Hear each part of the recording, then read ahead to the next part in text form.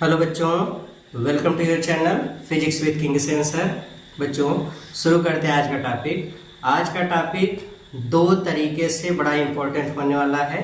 एक, आपके board exam की दृष्टि से भी ये वाला टॉपिक बड़ा ही इम्पोर्टेंट होने वाला है। दूसरा, जिनको प्रोजेक्ट मिला है थ्योरी तैयार करने के लिए, उनके लिए भी ये बड़ा इम्पोर्टेंट होने वाला है। इसी में से वाइवा से क्वेश्चन में आपसे क्वेश्चन किए जाएंगे। जैसे पूछ लिया जाएगा कि एल सर्किट में आप बताओ फेज कंडीशन क्या है वोल्टेज और करंट का, प्रेरण प्रतिघात क्या होता है, या धारितीय प्रतिघात सी सर्किट से पूछा जा सकता है। तो ऐसे कुछ क्वेश्चन आपसे पुटअप किए जा सकते हैं। तो वही सारी चीज़ें आज हम लोग पढ़ने जा रहे हैं। तो जो इस चैप्टर अल्टरनेटिंग करंट का जो नेक्स्ट टॉपिक है वो ये है विभिन्न प्रकार के प्रत्यावर्ती धारा परिपथ। बच्चों, जो भी स्टूडेंट इस वीडियो को देखने जा रहे हैं वो इसके पहले वाली वीडियो जिसमें हम लोग फेजर डायग्राम सीखे हैं, फेज कंडीशन निकालना सीखे हैं, फिर उसके बगल में उसके नेक्स्ट वीडियो जो कि जिसमें हम लोग पढ़े थे वेव डायग्राम खींचना। तो ये सारे वीडियो को कंप्लीट करने के बाद ही यहाँ पे आएंगे तो ही ये चीज़ समझ में आएगी, अदरवाइज समझ में नहीं आएगी। ठीक है, तो वो चीज़ देख करके आएंगे तो अच्छे से, बहुत अच्छे से आपको समझ में आ जाएगा। ओके, शुरू करते हैं। बच्चों, सबसे पहले समझते हैं प्रत्यावर्ती धारा परिपथ। अल्टरनेटिंग करंट सर्किट क्या होता है? ऐसा वैद्युत परिपथ जिसमें जो सोर्स ऑफ वोल्टेज है, जो वोल्टेज का स्रोत है, वो नेचर में अल्टरनेटिंग हो, मतलब परिवर्ती हो। ऐसा वैद्युत परिपथ जिसमें वोल्टेज का स्रोत प्रत्यावर्ती हो या प्रत्यावर्ती वोल्टेज हो, ऐसे वैद्युत परिपथ को हम लोग अल्टरनेटिंग करंट सर्किट या प्रत्यावर्ती धारा परिपथ कहते हैं। तो ये होता है alternating current circuit. Alternating current circuit में, अब सर्किट तो कई प्रकार की होती हैं, हमको आज के इस वीडियो में मुख्यतः तीन जो कि सबसे मेन सर्किट हैं, प्राइमरी सर्किट, उनको हमको स्टडी करना है। जैसे आर सर्किट के बारे में पढ़ना है, फिर दूसरा हमको पढ़ना है एल सर्किट के बारे में, और तीसरा हमको पढ़ना है सी सर्किट के बारे में। ये तीन चीजें हम लोगों को स्टडी करना है। बच्चों, हम स्टेप बाय स्टेप किसी भी सर्किट को स्टडी करते हैं और उन स्टेप्स में हमको मुख्यतः कुल 4 स्टेप हमको फॉलो करने होते हैं। पहला, जैसे हम लोग देखते हैं सर्किट डायग्राम क्या है, ये बनाएंगे। दूसरी चीज, हम लोग फेज कंडीशन, पहले करंट का इक्वेशन जनरेट करेंगे, फिर फेज कंडीशन देखते हैं, फेज कंडीशन क्या है। फिर तीसरे वाले में फेजर डायग्राम बनाते हैं। फिर इसके बाद लास्ट में हम लोग खींचते हैं जिसको कहा जाता है वेव डायग्राम। इतनी चीजें हमको किसी भी अल्टरनेटिंग करंट सर्किट में पढ़नी होती है। तो ये सारी चीजें हम लोग स्टेप बाय स्टेप किसी भी सर्किट में पढ़ेंगे और बीच बीच में उसी में कुछ और जानकारियां हमको मिलती रहेंगी, तो वो सारी चीजों को ध्यान से समझेंगे। तो शुरू करते हैं। तो बच्चों, अल्टरनेटिंग करंट सर्किट तो कई प्रकार की होती है, बट इस वीडियो में हम लोग मुख्यतः 3 सर्किट के बारे में पढ़ने वाले हैं। तो सबसे पहली जो सर्किट है उसको हेडिंग लगाते हैं। सबसे पहले हम लोग जो सर्किट लेने वाले हैं, जो पढ़ने वाले हैं, that is R circuit. R circuit, पहले इसके बारे में समझिए, आर सर्किट होता क्या है। बच्चों, ऐसा अल्टरनेटिंग करंट सर्किट जिसमें केवल प्योर रेजिस्टेंस जुड़ा हो। ऐसा हम कोई सर्किट ले जिसमें अल्टरनेटिंग वोल्टेज का स्रोत एक हो और उसके साथ खाली एक रेजिस्टेंस जुड़ा हो। अगर ऐसा कहीं पर भी अल्टरनेटिंग करंट सर्किट मिलेगा तो उसको हम बोलेंगे आर सर्किट। क्लियर हो गया? मतलब ऐसा प्रत्यावर्ती धारा परिपथ जिसमें शुद्ध प्रतिरोध, केवल रेजिस्टेंस, प्योर रेजिस्टेंस, उसके अलावा और कोई दूसरा भी जैसे इंडक्टर, कैपेसिटर, ऐसा कुछ नहीं है, बस केवल और केवल क्या जुड़ा होगा? रेजिस्टेंस। उसको हम बोलेंगे आर सर्किट। तो सबसे पहले देखते हैं इसका सर्किट डायग्राम। सर्किट डायग्राम में सर्किट डायग्राम, सर्किट डायग्राम इसका देखेंगे बच्चों। तो एक रेजिस्टेंस, सपोज रेजिस्टेंस है R, इसको जोड़ देते हैं एक अल्टरनेटिंग वोल्टेज की सप्लाई से। अल्टरनेटिंग वोल्टेज जो कि सपोज इस इक्वेशन के अनुसार चेंज हो रहा है, V बराबर V naught sine omega T, इस वोल्टेज के या इस इक्वेशन के अनुसार वोल्टेज चेंज हो रहा है। यहाँ पे ये टर्मिनल सपोज किसी क्षण प्लस पे किसी क्षण माइनस पे है, उस क्षण इस सर्किट में फ्लो होने वाली करंट है आई। अगर हम इसमें किरचॉफ रूल लगा करके रेजिस्टेंस और वोल्टेज के बीच रिलेशन फाइंड करना चाहें या करंट की वैल्यू फाइंड करना चाहें तो कैसे फाइंड करेंगे। मान लो बच्चों हमने किरचॉफ रूल लगाया, ये क्लोज्ड लूप है, क्लोज्ड लूप में हमने डायरेक्शन ऑफ कैलकुलेशन ये रखी, इधर चल रहे हैं तो करंट की डायरेक्शन और डायरेक्शन ऑफ कैलकुलेशन सेम है, तो इसका वोल्टेज पॉजिटिव, इधर आते समय पहले नेगेटिव टर्मिनल पड़ा तो इसका वोल्टेज नेगेटिव। मतलब हम यहाँ पे किरचॉफ रूल से ये इक्वेशन लिख सकते हैं, इसका वोल्टेज कितना होगा तो plus I into R minus इसका वोल्टेज कितना है V और नेट वोल्टेज 0 होता है। ओके, या हम V को इधर कर लें तो I इंटू आर बराबर V की वैल्यू पुटअप कर लो, I R बराबर V के स्थान पे V naught sine omega T. यहाँ से I की वैल्यू फाइंड करेंगे, R को इधर कर दो तो V naught by R into sine omega t. बच्चों जो यहाँ पे V नॉट अपान R है इसको समझो, V नॉट बाई आर जो लिखा गया है, देखो वोल्टेज मैक्सिमम है अगर तो रेजिस्टेंस तो कांस्टेंट होता है, वोल्टेज मैक्सिमम है तो करंट भी मैक्सिमम होगी according to Ohm's law. Voltage maximum है तो करंट भी मैक्सिमम होगी, तो इसका मतलब voltage maximum voltage upon resistance करेंगे तो जो करंट होगी ये मैक्सिमम होगी। मैक्सिमम करंट को ही हम लोग पीक वैल्यू ऑफ करंट बोलते हैं, तो ये पीक वैल्यू ऑफ करंट हो जाएगी V naught by R equals I naught. तो इसके स्थान पे हम आई नॉट लिख दें, मतलब I बराबर I naught sine omega T. ये इस इक्वेशन के अनुसार इस सर्किट में करंट फ्लो करती है। तो ये जो इक्वेशन था ये वोल्टेज का इक्वेशन था, ये जो इक्वेशन है ये करंट का इक्वेशन है। ओके, अब हमको वोल्टेज का इक्वेशन करंट का इक्वेशन दोनों मिल गया है। अब अगर मैं आपसे बोलूं बताओ फेज कंडीशन क्या होती है आर सर्किट में, तो दूसरी चीज लेते हैं फेज कंडीशन। तो फेज कंडीशन, अब बच्चों दो इक्वेशन आपको दिया गया, V बराबर V naught sine omega T, I बराबर I naught sine omega T, voltage का फेज ओमेगा टी, करंट का फेज ओमेगा टी, मतलब दोनों का फेज सेम है या फेज डिफरेंस 0 है। तो आप फेज कंडीशन में लिखेंगे कि वोल्टेज और धारा दोनों समय के साथ समान कला में है या दोनों के बीच कलांतर शून्य है। तो आप ऐसे लिखेंगे वोल्टेज और धारा, voltage and current both are in same phase.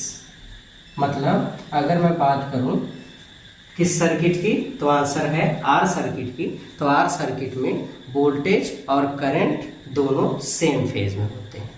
फिर से सुनिए, आर सर्किट में वोल्टेज और करंट दोनों सेम फेज में होते हैं।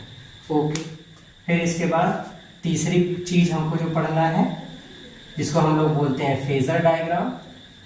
तो फेजर डायग्राम लेते हैं, फेजर डायग्राम इसका लेंगे तो ये 0। अब देखो वोल्टेज का इक्वेशन V बराबर V naught sine omega T है, इसका एंगल ओमेगा टी है, इसका फेज ओमेगा टी, प्लस में है तो एंटी क्लॉकवाइज डायरेक्शन चलो ओमेगा टी। ये इसकी लाइन बड़ी रखेंगे, पीक वैल्यू ऑफ वोल्टेज, और यहाँ से लंब डाल देंगे तो ये instant value of voltage. Current का फेजर डायग्राम बनाएंगे तो करंट वाले का भी फेज ओमेगा टी है, सेम फेज पे है, तो इतना ही एंगल चलेंगे। और I नॉट खींचने के लिए तो वोल्टेज से छोटा होता है करंट, इसलिए इसकी लाइन को छोटी कर देंगे। ये जो थोड़ी सी मोटी लाइन में रिप्रेजेंट कर रहा हूँ ये करंट को शो कर रहा है। तो ये करंट की पीक वैल्यू और यहाँ से लंब डाल दिया इंस्टेंट वैल्यू ऑफ करंट, ये हो गया। तो ये फेजर डायग्राम हो गया। नेक्स्ट आपको बनाना है वेव डायग्राम। वेव डायग्राम कैसे बनाएंगे, लास्ट चीज है। इस सर्किट में वेव डायग्राम।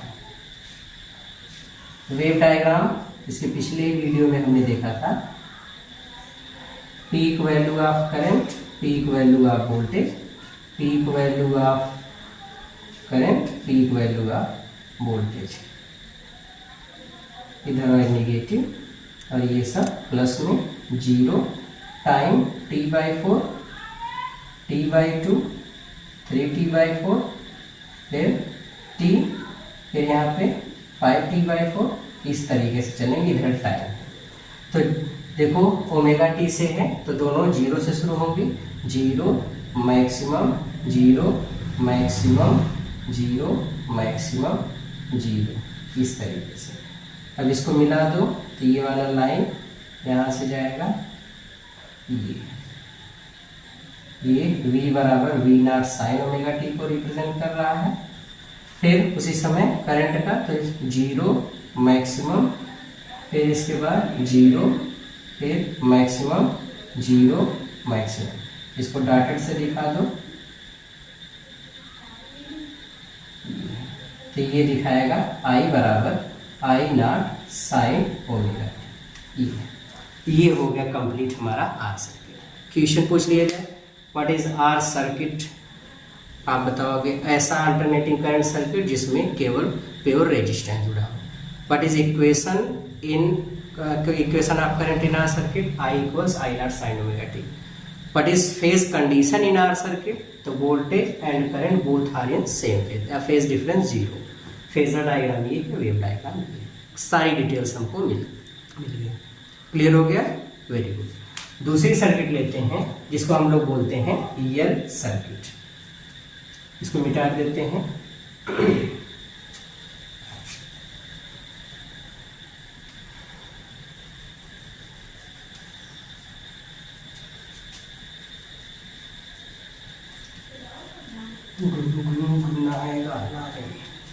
चलो गाना गुनगुनाते हैं बाद में। पहले दूसरी सर्किट, जो दूसरी सर्किट है, दूसरी, इसको हम बोलेंगे एल सर्किट। सेम उसी तरीके से डिफाइन करेंगे बच्चों। एल सर्किट क्या है? ऐसा अल्टरनेटिंग करंट सर्किट जिसमें pure inductor, L self inductance का सिंबल है। तो ऐसा प्रत्यावर्ती धारा परिपथ जिसमें शुद्ध प्रेरकत्व जुड़ा हो, केवल एक सिंगल कॉइल, बस यही, और कोई कुछ नहीं है, ना तो अलग से कोई रेजिस्टेंस, ना तो कैपेसिटर, कुछ नहीं, बस केवल प्योर इंडक्टर। ऐसा अल्टरनेटिंग करंट सर्किट जिसमें प्योर इंडक्टर जुड़ा होगा, ऐसे अल्टरनेटिंग करंट सर्किट को हम बोलते हैं एल सर्किट। आ जाइए, सबसे पहले लेते हैं इसका circuit diagram. Circuit diagram, circuit diagram में एक इंडक्टर ले लिया और इसको एक अल्टरनेटिंग वोल्टेज की सप्लाई से जोड़ दिया, प्लस माइनस वोल्टेज इस इक्वेशन के अनुसार चेंज हो रहा है। ये है इसका इंडक्टेंस है। बच्चों जिस क्षण ये प्लस पे ये माइनस पे है, सपोज उस समय इसमें करंट जा रही है आई। एक चीज याद रखें कि कॉइल के अंदर जो इंड्यूस्ड ईएमएफ डेवलप होता है या जो वोल्टेज डेवलप होता है, वो वोल्टेज ईएमएफ या वोल्टेज, इसको हम लोग दिखाते हैं -L dt ऑफ I। ये फार्मूला है, हम लोग इंडक्टर वाले चैप्टर में पढ़ेंगे। अच्छा, E बराबर -L di/dt में नेगेटिव साइन जो है ये केवल दिखाता है अपोजिशन को, अपोजिशन कि ये अपोज करता है, उस चेंज को अपोज करता है, अदरवाइज इसका कोई मतलब नहीं है। अगर हम E का मैग्नीट्यूड लिखते हैं तो E का magnitude L dt of I होता है, इतना वोल्टेज डेवलप होता है। ओके, अब यहाँ पे हम लोग करंट का वोल्टेज के साथ रिलेशन फाइंड करने के लिए किरचॉफ रूल लगाते हैं। ये डायरेक्शन ऑफ कैलकुलेशन रख लेते हैं। अब इधर से करंट कैलकुलेशन सेम डायरेक्शन में, तो इसका वोल्टेज प्लस में, इसका वोल्टेज प्लस में होगा, तो इसका वोल्टेज होता कितना, वोल्टेज का परिमाण, तो इसका वोल्टेज होता है L dt ऑफ I। इधर से चलोगे माइनस में इसका वोल्टेज V, टोटल वोल्टेज 0, या V बराबर निकालेंगे, सॉरी, L di dt, इसको इधर ले जाओगे V। अब यहाँ से अब V की वैल्यू पुटअप कर लो। V की वैल्यू किसके बराबर है? V naught sine omega T. तो ये हो जाएगा L d dt of I is equals, capital I है तो हर जगह मैं कैपिटल I लिख दूँ, ज़्यादा बेटर होगा, सिंपल एक ही रहे, इसमें कंफ्यूजन ना हो।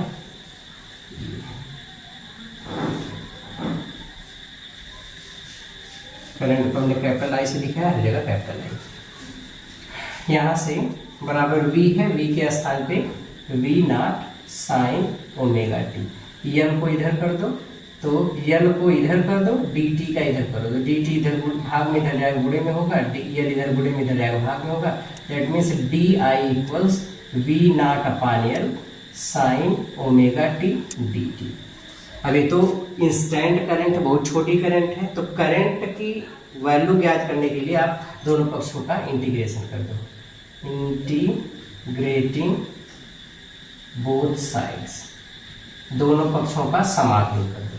समाकलन करेंगे तो integration of d I equals integration of v naught upon l sine omega t d t. D I का इंटीग्रेशन बच्चा I, v naught upon l constant है बाहर, साइन का integration minus cos omega t upon omega, ये हो गया।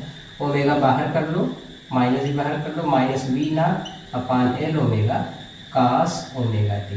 बच्चों चूंकि यहाँ पे वोल्टेज का फेज साइन के साथ है, तो यहाँ कास के साथ है, तो हम फेज को कंपेरिजन करने के लिए कास को साइन में कन्वर्ट कर देते हैं।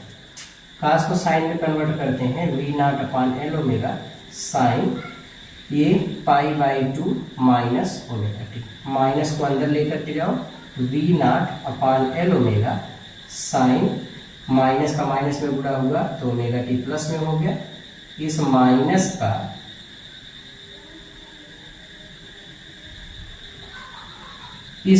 का माइनस ओमेगा टी में मल्टीप्लाई होगा प्लस में, और पाई बाई 2 में मल्टीप्लाई होगा तो ये माइनस में हो गया।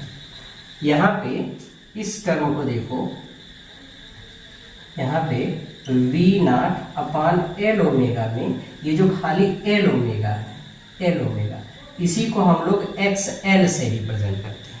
किसे दिखाते हैं? XL से। XL को बोलते हैं बच्चों प्रेरण प्रतिघात। क्या बोलते हैं? प्रेरण प्रतिघात, इंडक्टिव रिएक्टेंस कहते हैं। तो ये प्रेरण प्रतिघात कहलाता है, प्रेरण प्रतिघात XL, या इसी को कुंडली का प्रतिरोध, अपोजिशन का प्रतिरोध कहते हैं। जब ये करंट मुख्य धारा बहती है तो उसको कितना अपोज कर रही है, उस अपोजिशन का प्रतिरोध, ये एक प्रकार का प्रतिरोध ही है, रेजिस्टेंस है ये। बट ये ओमीय प्रतिरोध नहीं है, मतलब जो सर्किट का रेजिस्टेंस होता है वो नहीं, अपोजिशन का प्रतिरोध है।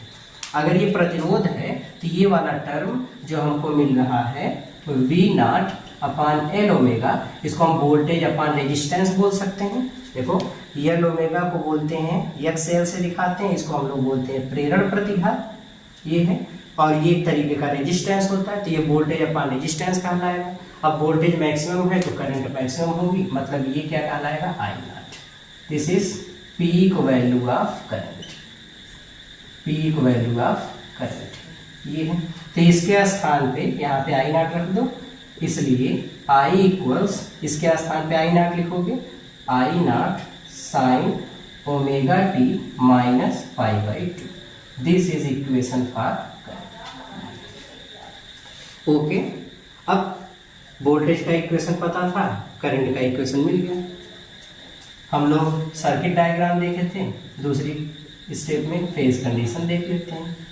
फेज कंडीशन, फेज कंडीशन क्या होगी बच्चों? तो देखो, जिस समय वोल्टेज का फेज ओमेगा टी है, करंट का phase omega t minus pi by 2, मतलब ओमेगा टी से पाई बाई 2 कम है, तो कौन पश्चगामी है, कौन अग्रगामी है? तो आंसर ये अग्रगामी है, ये पश्चगामी है। तो आप ये बोल सकते हो कि यल परिपथ में, यल सर्किट में धारा आई वोल्टेज से कला में π/2 रेडियन पश्चगामी होता है। ये इसका फेज कंडीशन हो गया। Current is lagging by π/2 radian in phase to voltage. तो कला में जो धारा होता है वोल्टेज से π/2 पश्चगामी होता है। ये फेज कंडीशन हो गया। इसको जल्दी से स्क्रीनशॉट लीजिए, फिर आगे चलते हैं। हो गया, हो गया। अब करंट मिल गया, वोल्टेज मिल गया। अब लेते हैं हम लोग इसका तीसरे वाले स्टेप में, जिसमें हम लोगों को क्या पढ़ना होता है, तो आंसर है फेजर डायग्राम। फेजर डायग्राम इसका देखते हैं बच्चों। Phasor diagram, third phasor diagram. Phasor diagram बनाओगे, ये है मूल बिंदु है 0। अब यहाँ पे देखो वोल्टेज का इक्वेशन हमको मिला था V0 sin ωt। करंट है I0 sin ωt minus π/2। Voltage का फेज ωt प्लस में, तो जिस क्षण प्लस में एंटी क्लॉकवाइज डायरेक्शन में चलो ωt। ये peak value of voltage, instant value of voltage. Okay, ये हो गया। करंट देखो पहले तो ωt फेज है, फिर माइनस π/2। माइनस के लिए किस डायरेक्शन में, क्लॉकवाइज। तो उल्टा चलो 90 अंश, 90 अंश उल्टा चल दिया ये। अब ये क्या कहलाएगा, आई वोल्टेज से छोटी लाइन, फिर आई इंस्टेंट वैल्यू का। ये इसका फेजर डायग्राम हो गया। ओके, फेजर डायग्राम मिल गया, इक्वेशन मिल गया। लास्ट में आपको खींचना है वेव डायग्राम। तो वेव डायग्राम इसका खींच लेते हैं। आ जाइए, वेव डायग्राम फोर्थ स्टेप है वेव डायग्राम। हमने देखा था इसके पहले वाले वीडियो में कि अगर ωt फेज रहेगा तो 0 से शुरू होगा, y एक्सिस पॉजिटिव डायरेक्शन में, और यहाँ पे फेज डिफरेंस 90 डिग्री से है तो मैक्सिमम वैल्यू से शुरू होगा, लेकिन पश्चगामी है, लेजिंग पे है, तो ये y एक्सिस निगेटिव डायरेक्शन में शुरू होगा, यहाँ से शुरू होगा। ओके, तो ग्राफ खींचते हैं। इधर time, peak value of current, peak value of voltage, peak value of current, peak value of voltage, 0, T/4, T/2, 3T/4, T, 5T/4, 3T/2, ऐसे ही आगे खींचते चले जाएंगे। अब ग्राफ खींचोगे तो देखिए, ग्राफ खींचते समय पहले वोल्टेज का 0 से शुरू होगा, y एक्सिस पॉजिटिव 0, मैक्सिमम 0, फिर मैक्सिमम 0, मैक्सिमम 0। ये इसको मिलाते हुए ग्राफ को आगे की तरफ बढ़ा देंगे, तो ये आ जाएगा V बराबर V0 sin ωt का ग्राफ ये है।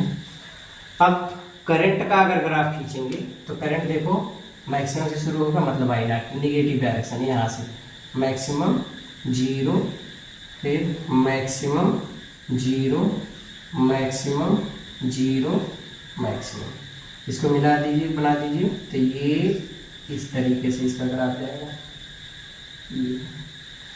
ये जो ग्राफ है I बराबर I0 sin ωt माइनस π/2 को रिप्रेजेंट करता है।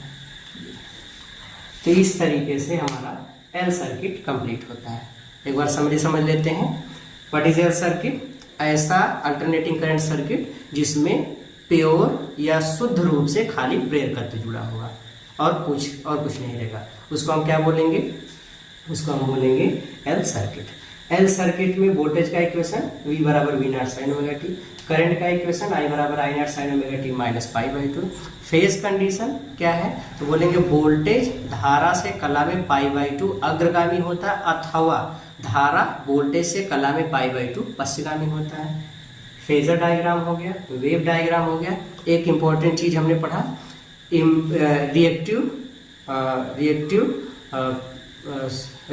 इंडक्टिव रिएक्टेंस, प्रेरण प्रतिघात। प्रेरण प्रतिघात क्या होता है, तो आंसर है V, जो वहां पे V not upon L omega का टर्म मिला था जिसमें L इंटू ओमेगा था। तो आपसे पूछे प्रेरण प्रतिघात क्या है, तो आप बताओगे L इंटू ओमेगा को प्रेरण प्रतिघात कहते हैं, जो कि कॉइल का रेजिस्टेंस है, और वो ओमी प्रतिरोध नहीं है, अपोजिशन का रेजिस्टेंस है, इसीलिए इसको कुंडली का प्रतिरोध भी कहते हैं।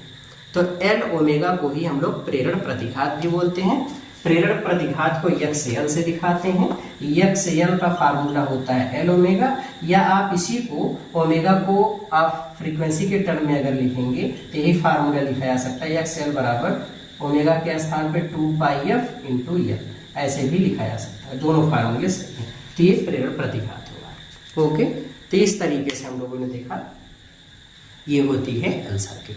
लास्ट सर्किट लेते हैं बच्चा, जिसको हम लोग क्या बोलने वाले हैं, सी सर्किट। क्या बोलेंगे, सी सर्किट। मिटा देते हैं इसको। ओके,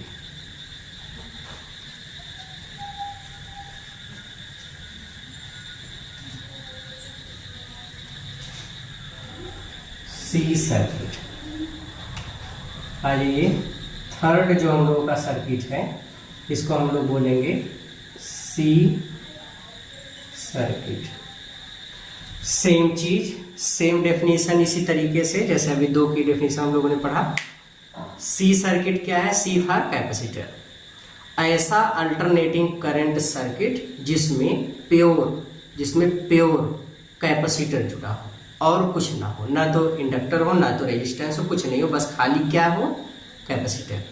ऐसा प्रत्यावर्ती धारा परिपथ जिसमें शुद्ध धारिता या शुद्ध संधारित्र हो, उसको हम क्या बोलेंगे, C circuit. Okay, C circuit में सबसे पहले हम देखेंगे इसका सर्किट डायग्राम। सर्किट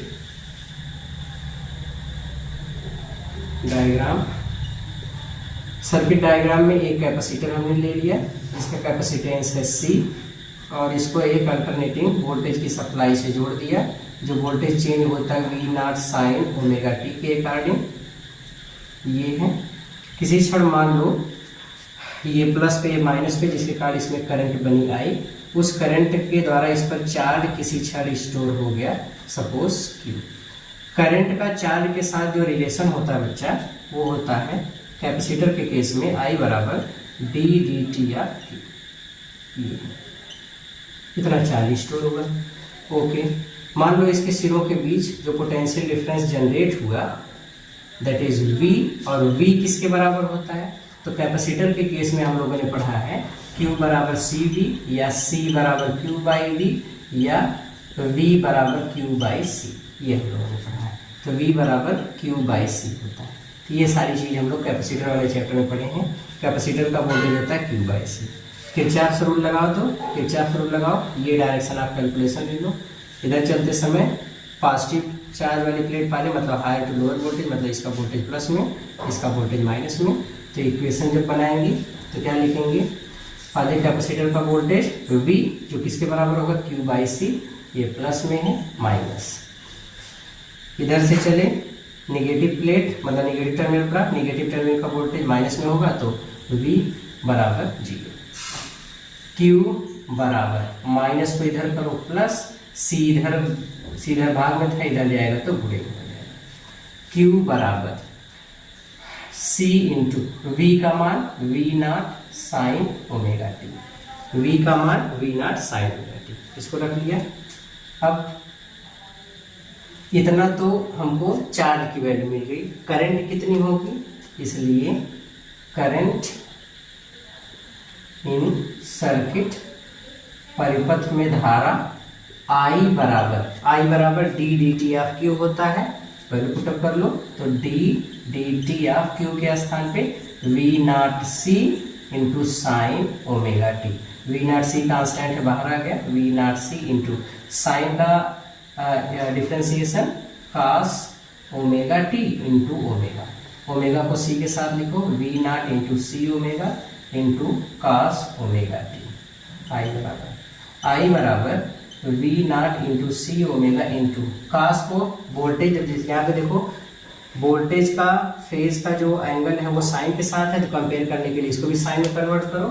साइन में कन्वर्ट करते हैं तो यहाँ पे लिख लेंगे sign omega t plus pi by to, sine pi by two plus omega T. तो साइन 90 प्लस थीटा बराबर कास थीटा, तो ऐसे चेंज कर लेंगे। आई बराबर, अब यहाँ पे एक टर्म देखो वी नॉट, ये जो सी ओमेगा है इसको हम ऐसे लिख लें, बटे में इसको नीचे ले आओगे तो 1/c ओमेगा। बच्चे जो 1/c ओमेगा है, इसमें c ओमेगा ऊपर चला जाएगा, फिर क्वांटिटी मिल जाएगी, तो इसे हम लिख लेते हैं, ये हो गया sign omega t plus pi by to. अब यहाँ पे इस क्वांटिटी को देखो, यहाँ पे we naught upon 1/c omega, इस वाली क्वांटिटी में जो 1/c इंटू ओमेगा मिला है, 1/c इंटू ओमेगा को हम लोग बोलते हैं बच्चा 1/c ओमेगा टी को ही xc से दिखाते हैं, और इसी को बोलते हैं धारितीय प्रतिघात। धारितीय प्रतिघात जो कि एक तरीके का प्रतिरोध है जो कैपेसिटर के द्वारा डाला जाता है। ये वो रेजिस्टेंस नहीं है जो किसी भी कंडक्टर के अंदर होता है, मतलब ओमीय प्रतिरोध नहीं है।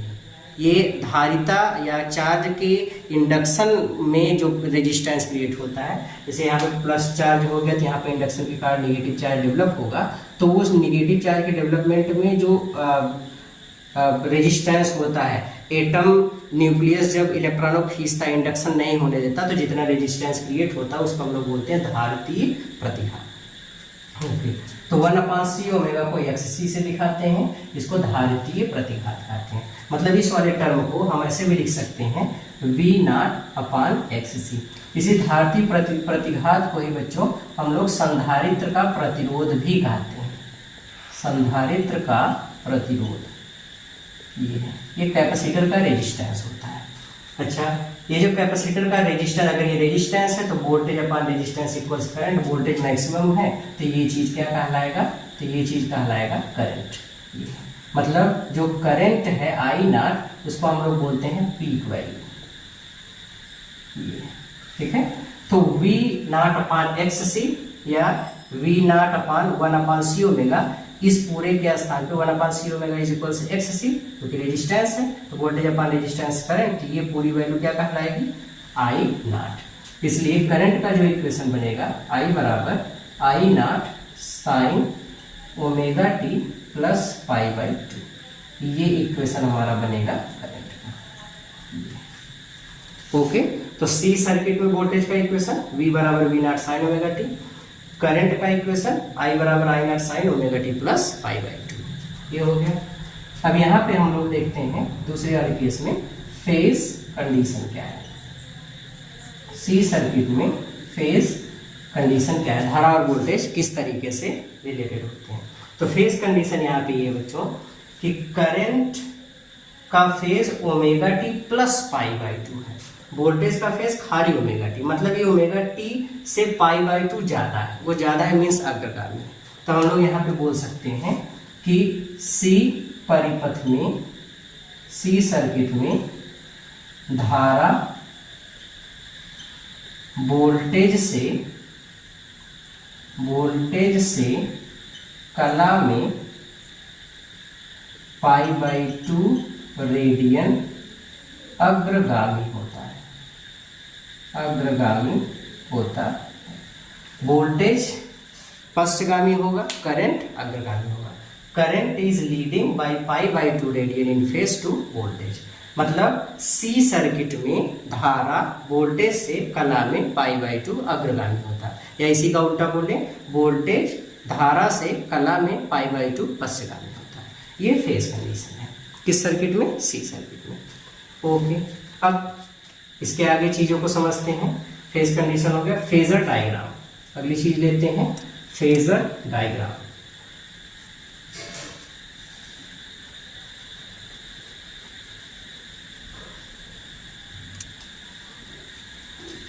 बच्चों इसको मिटा दें।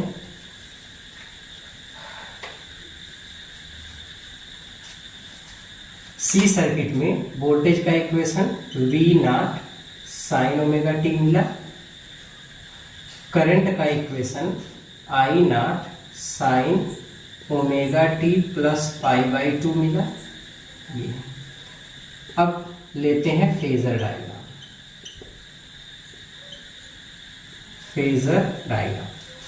फेजर डायग्राम इसका बनाएंगे तो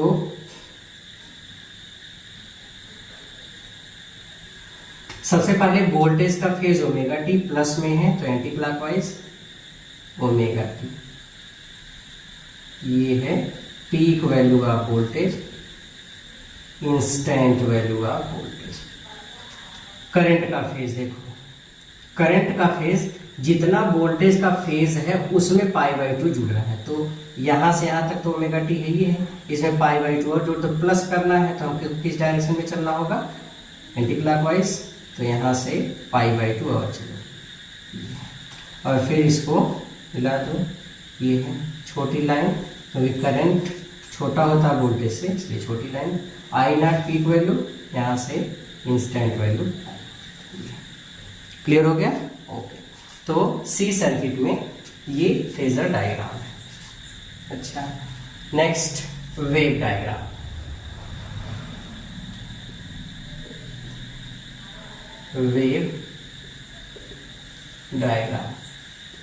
वेव डायग्राम देखो, यहाँ पे ओमेगा टी फेज है, 0 से स्टार्ट होगा, वाई एक्सिस पॉजिटिव डायरेक्शन से। ओके, यहाँ पे 5/2 का फेज डिफरेंस है, तो मैक्सिमम वैल्यू से स्टार्ट होगा, लीडिंग पोजीशन पे है इसलिए वाई एक्सिस पॉजिटिव डायरेक्शन से शुरू होगा। ये है, ठीक है? ओके, तो ग्राफ खींचते हैं, टाइम दिखा देते हैं। इधर वोल्टेज हो गया, वोल्टेज और current 0, I naught, V naught, minus I naught, minus we naught, T/4, T/4, T/2, 3T/4, T, 5T/4, 3T/2। पहले वोल्टेज को खींच लें, 0 मैक्सिमम, 0 मैक्सिमम, 0 मैक्सिमम, 0 मिला दो, तो ये ग्राफ आएगा। ये शो कर रहा है V बराबर V naught sine omega T को। करंट को देखो, π/2, तो मैक्सिमम से शुरू होगा, करंट मैक्सिमम, और भी पॉजिटिव डायरेक्शन, यहाँ से मैक्सिमम, 0 मैक्सिमम, 0 मैक्सिमम, 0 मैक्सिमम मिला दो। इसको मिला दोगे तो डॉटेड लाइन से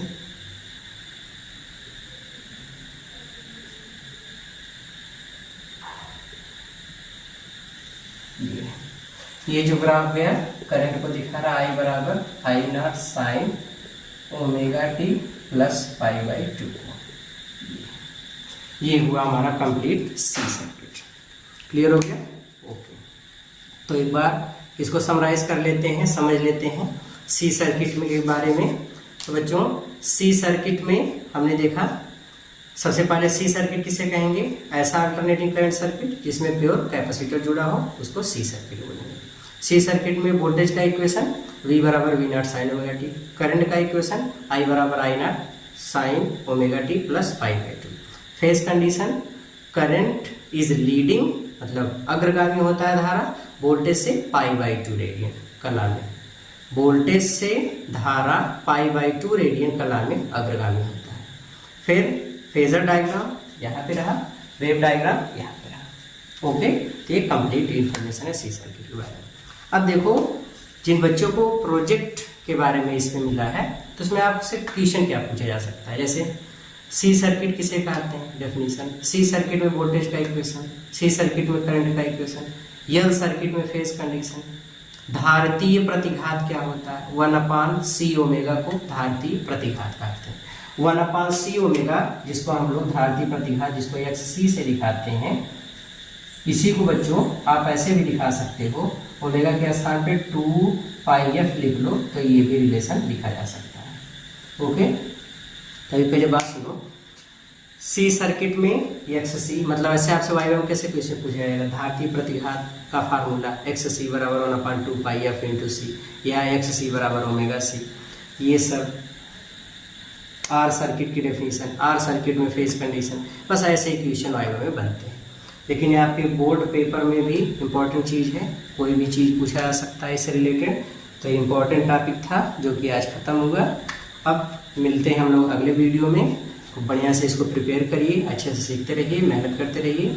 अगले वीडियो में मिलेंगे अगले नई टॉपिक के साथ, तब तक के लिए मेहनत करते रहिए। All the very very very best.